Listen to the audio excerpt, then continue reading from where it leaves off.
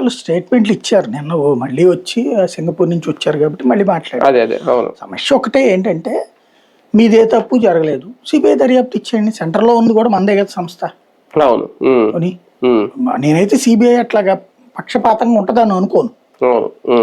పోనీ ఒకవేళ మీకు ఇబ్బంది అనుకుంటే సెంటర్లో మీరే ఉన్నారు కాబట్టి అనుకోవడంలోనే ఇచ్చేయండి. బేసిక్గా కొన్ని పాయింట్స్కి సమాధానం లేదు.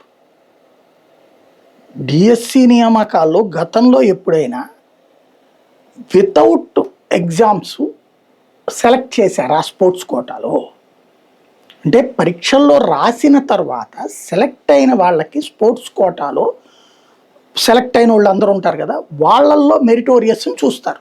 బేసిక్గా ఒకళ్ళకి సిల్వర్ మెడల్ ఉంటుంది, ఒకళ్ళకి నేషనల్ పథకాలు ఉంటుంది, ఒకళ్ళకి ఇంటర్నేషనల్ పథకాలు ఉంటాయి, ఒకళ్ళకి డిస్ట్రిక్ట్ పథకాలు ఉంటాయి. ఎగ్జామ్స్లో ముందు క్వాలిఫై అవ్వాలి. డిఎస్సిలో స్పోర్ట్స్ కోటాలోనే క్వాలిఫై అయినటువంటి వాళ్ళల్లో ఇందులో సెలెక్ట్ చేస్తారు. అప్పుడు ఎవరికి ఎక్కువ మెరిటోరియస్ సర్టిఫికెట్స్ ఉన్నాయి, పార్టిసిపేట్ చేశారు, విన్నింగ్లో టీంలో ఉన్నారు, వాళ్ళకి ఫస్ట్ ప్రయారిటీ ఇచ్చుకుంటూ అట్లా వస్తారు. అంటే ఈజీగా అర్థమయ్యే భాషలో చెప్పాలంటే 90 మార్కులు, 80 మార్కులు, 70 మార్కులు, 60 మార్కులు ఇట్లాగా పై నుంచి కిందకు వస్తారు. అంతేగాని కింద నుంచి పైకి వెళ్ళరు. ఇప్పుడు ఇందులో కనబడుతున్నది ఏంటి? 3 దోషాలు. నెంబర్ 1 వచ్చేటప్పటికి వితౌట్ ఎగ్జామ్ డిఎస్సి కింద పేరుతో ఇచ్చేశారు. డిఎస్సి అనేది ఎగ్జామ్ రాసి సెలెక్ట్ అయ్యే వాళ్ళకి కదా, మరి వితౌట్ ఎగ్జామ్ డిఎస్సి ఎట్లా అవుతారు వీళ్ళు? డిఎస్సి అంటే ఎగ్జామ్ రాసిన వాళ్ళకి ఇవ్వాలి. ఎగ్జామ్